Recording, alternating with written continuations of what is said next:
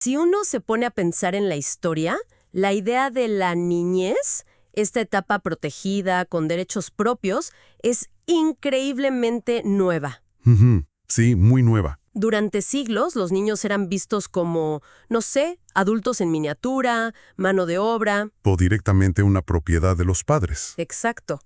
Hoy vamos a analizar a fondo el texto que, digamos, dinamitó esa visión, la Convención sobre los Derechos del Niño, adoptada por la ONU en 1989. Ujú. Para esto nos basamos en el documento oficial, en la ley que la ratificó aquí en Colombia, y la idea es desentrañar no solo qué dice, sino por qué fue tan revolucionario. Claro. Vamos a ver los cimientos de esta nueva forma de entender la infancia, desde el derecho a tener un nombre hasta, bueno, el poder de ser escuchados. Y es que es fundamental entender la escala de esto. Estamos hablando del Tratado de Derechos Humanos más ratificado de la historia. El más ratificado. Su poder está en que, por primera vez, se creó un estándar universal que dice: los niños no son objetos pasivos a los que cuidamos, no, son sujetos activos de derecho. Sujetos activos. Me gusta ese concepto. Para recorrer este documento, que es denso pero fascinante, propongo que lo hagamos siguiendo su propia lógica. A ver. Empecemos por sus pilares, los principios que lo sostienen todo. Luego vemos las libertades civiles que otorga, el complejo equilibrio entre la familia y el Estado. Entiendo. Después, los derechos al bienestar, salud, educación, las protecciones especiales para los más vulnerables. Y al final, la gran pregunta: ¿quién vigila que esto se cumpla? Me parece un mapa excelente. Empecemos entonces por la base de todo. ¿A quién considera niño la Convención? Pues el artículo 1. Años. Y aunque suene simple, establecer esa línea ya es un primer paso gigantesco. Totalmente. Me imagino que esa definición choca con muchas culturas donde la adultez se asume mucho antes, ¿no? Por trabajo, por matrimonio. Exactamente. Ahí tienes la primera gran tensión y a la vez el primer gran logro: crear un estándar global, una protección por encima de las costumbres locales. Claro. Y sobre esa definición se levantan 4 principios que son como el ADN de todo el tratado. El primero, artículo 2, es la no discriminación. Simple y poderoso. Simple y poderoso. Estos derechos son para todos los niños, sin importar de dónde vengan, su color de piel, su religión, si tienen alguna discapacidad o la situación de sus padres. Es la base de la igualdad. Ok, entendido. ¿Cuál sería el segundo? El segundo, y aquí nos metemos en el corazón del cambio, es el del interés superior del niño. Artículo 3. Y esto no es una frase bonita, es una bomba atómica legal. Una bomba atómica. ¿Por qué? Porque significa que, por primera vez a nivel global, cualquier decisión que afecte a un niño, Cualquiera. la que sea, un juez en un divorcio, un gobierno creando un presupuesto, debe tener como consideración primordial una sola pregunta: ¿qué es lo mejor para el niño? No para los padres, no para el Estado. O sea, invierte por completo la pirámide del poder. Exacto. Espera, eso que dices es clave, porque en el papel suena muy bien, pero en la práctica, eso debe ser un campo de batalla. Lo es. ¿Quién decide cuál es ese interés superior? ¿Un juez? ¿Los padres, que a menudo no se ponen de acuerdo? Y la hay, claro que la hay. Pero es que esa tensión es la que obliga a los sistemas a volverse más sofisticados, a escuchar a más gente, a considerar más variables. No te da la respuesta fácil, pero te obliga a hacer la pregunta correcta. Entiendo. El tercer pilar, en el artículo 6, es el derecho a la vida, la supervivencia y el desarrollo. La palabra clave aquí es desarrollo.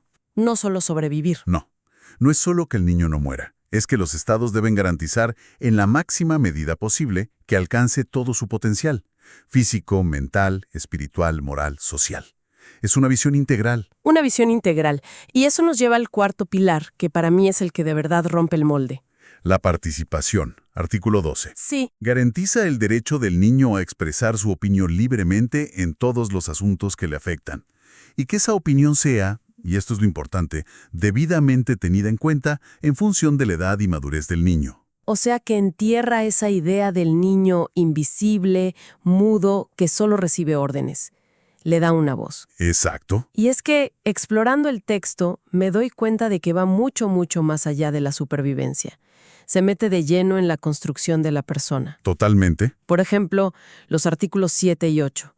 el derecho a un nombre, a una nacionalidad, a preservar la propia identidad. Parecen básicos, pero son una declaración contra la invisibilidad. Es que lo son. Un niño sin registro no existe para el sistema. No puede ir a la escuela, no puede recibir vacunas. Es un fantasma. Justamente, garantizan que cada niño exista legalmente. Y esa existencia legal es la puerta de entrada a otros derechos que nos sorprenden al verlos aplicados a la infancia. Como la libertad de expresión. Como la libertad de expresión en el artículo 13. Un niño tiene derecho a buscar, recibir y difundir información. O la libertad de pensamiento, conciencia y religión, del artículo 14. O la de asociación del 15. Son derechos de ciudadanía. Es que es increíble pensar en esto. El artículo 16, por ejemplo, habla del derecho a la privacidad, a no sufrir injerencias arbitrarias en su correspondencia. Eso choca de frente con la idea tradicional de mientras vivas bajo mi techo, yo reviso lo que quiera, ¿no? Claro. La Convención traza una línea, por delgada que sea, entre la guía de los padres y la autonomía del niño. Y ahí está la palabra clave, autonomía. Se les reconoce como ciudadanos en formación. La Convención entiende que un niño no es un objeto que pertenece a los padres hasta los 18. Sino una persona. Una persona que gradualmente adquiere la capacidad de tomar sus propias decisiones. El rol de los padres es guiar ese proceso, no anularlo. Y esta idea de los niños como ciudadanos en formación nos lleva a un terreno complejo, la familia. Porque ¿dónde termina el derecho del niño y dónde empieza la responsabilidad de los padres de protegerlo? Es una cuerda floja, y la Convención camina por ella. Sí, se nota. El artículo 9 es el ejemplo perfecto de ese equilibrio. Dice que un niño no debe ser separado de sus padres contra la voluntad de estos. Ese es el principio general. Pero inmediatamente añade la excepción, a no ser que la separación sea necesaria en el interés superior del niño. Por ejemplo, en casos de maltrato o descuido. O sea que el derecho de los padres a criar a sus hijos no es absoluto. No lo es. Es una responsabilidad. El artículo 18 lo dice claro. Ambos padres tienen responsabilidades comunes en la crianza.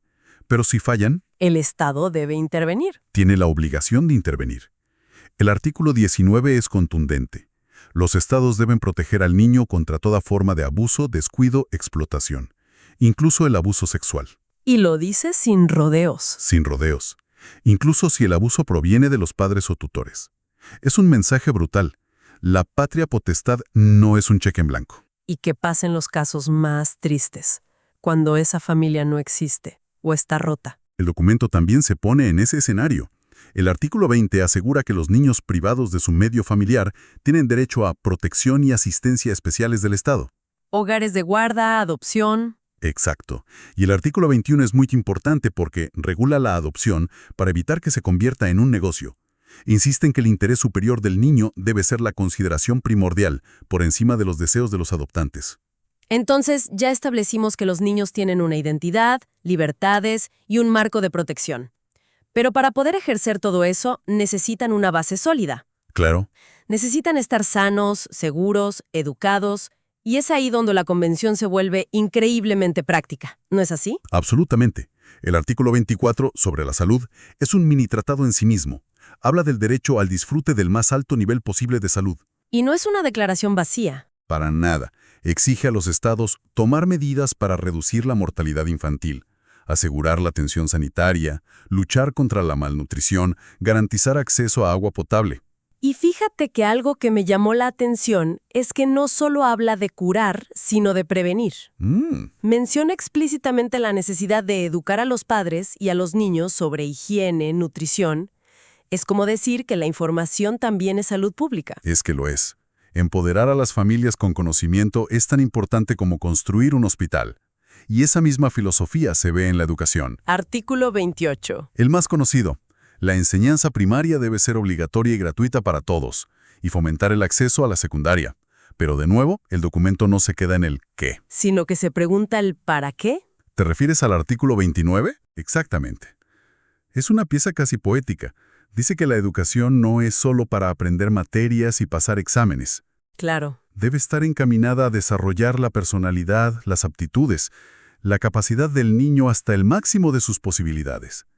y más aún, a inculcar el respeto por los derechos humanos, por su cultura, por la de los demás, por el medio ambiente. O sea, el objetivo no es crear trabajadores. No, es educar para la paz y para una ciudadanía global, responsable y tolerante. Ahora, si hasta aquí el texto nos da un marco ideal, la convención también se mete en los lugares más oscuros. Sí. Habla de los niños que a veces la sociedad prefiere no ver, los refugiados, los que tienen alguna discapacidad, los que son explotados. Y me impresiona que no se quede en la compasión, sino que les dé herramientas legales muy concretas. Y esa especificidad es una de sus mayores fortalezas. El artículo 22, por ejemplo, se dedica entero a los niños refugiados. El 23 se enfoca en los niños con discapacidad. Y no habla de caridad, Habla de asegurarles una vida plena y decente que facilite su participación activa en la comunidad. Les da dignidad. No solo cuidados. Hay una sección que es particularmente dura de leer, pero fundamental. Los artículos del 32 al 36. Son un escudo. Un escudo contra las peores atrocidades, sí. El 32 contra la explotación económica y el trabajo peligroso. El 33 contra el uso de drogas. El 34. Contra todas las formas de explotación y abuso sexual. Y los artículos 35 y 36 que prohíben explícitamente el secuestro, la venta y la trata de niños. Es como si los redactores hubieran listado los peores infiernos y hubieran puesto un muro legal delante de cada uno. Y ese muro se extiende hasta el sistema de justicia. Por supuesto, el artículo 37 es un pilar de la justicia juvenil moderna. Prohíbe la pena de muerte y la cadena perpetua sin posibilidad de liberación para delitos cometidos por menores de 18. ¿Prohíbe la tortura? Prohíbe la tortura, los tratos crueles y establece un principio de oro. La detención de un niño debe ser el último recurso. El último. Y por el periodo más breve que proceda. Y luego el 40 detalla las garantías. Todas las garantías. Presunción de inocencia, derecho a un abogado. Busca un sistema que rehabilite, no que solo castigue. Bien, tenemos este catálogo de derechos increíblemente detallado, ambicioso, pero aquí viene la pregunta del millón, ¿no? La pregunta fundamental. Esto suena genial, pero ¿quién se asegura de que no sea solo un hermoso pedazo de papel guardado en un cajón?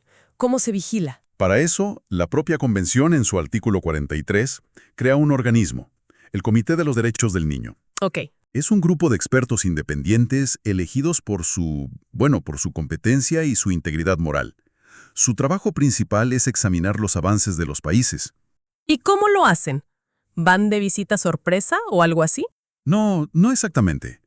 El mecanismo principal está en el artículo 44. Obliga a cada país que ratifica la convención a presentar informes periódicos detallados. Informes. El primero a los 2 años y luego cada 5.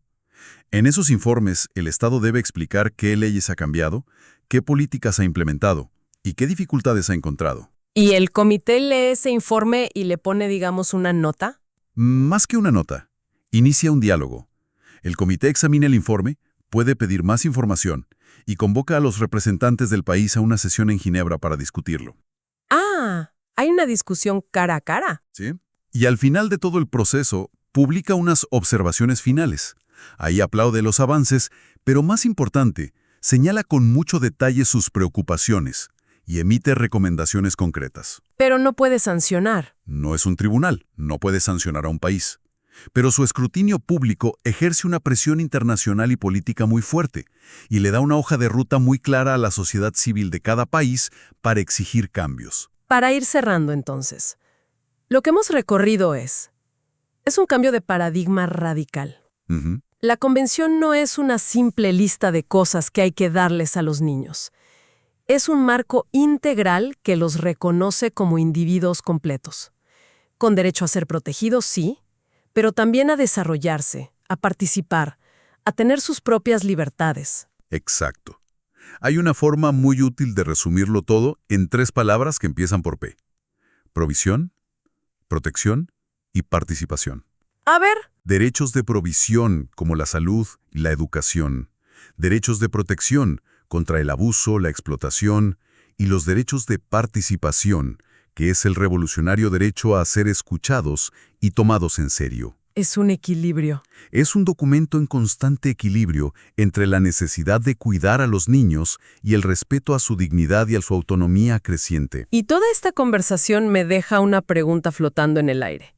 La convención se escribió en 1989. Un mundo que ya no existe. Es un mundo sin internet masivo, sin redes sociales, sin celulares en manos de niños de 10 años. Y esto nos obliga a reflexionar, ¿no? Totalmente. ¿Cómo se aplican hoy derechos como el acceso a la información del artículo 17 o la protección contra material perjudicial en un mundo digital sin fronteras? Es el gran desafío. ¿Cómo equilibramos la libertad de expresión de un adolescente en TikTok con la necesidad de protegerlo de peligros que los redactores ni siquiera podían imaginar? El ciberacoso, la desinformación. El texto sigue ahí, pero el desafío de interpretarlo y aplicarlo en el siglo XXI es quizás más grande que nunca.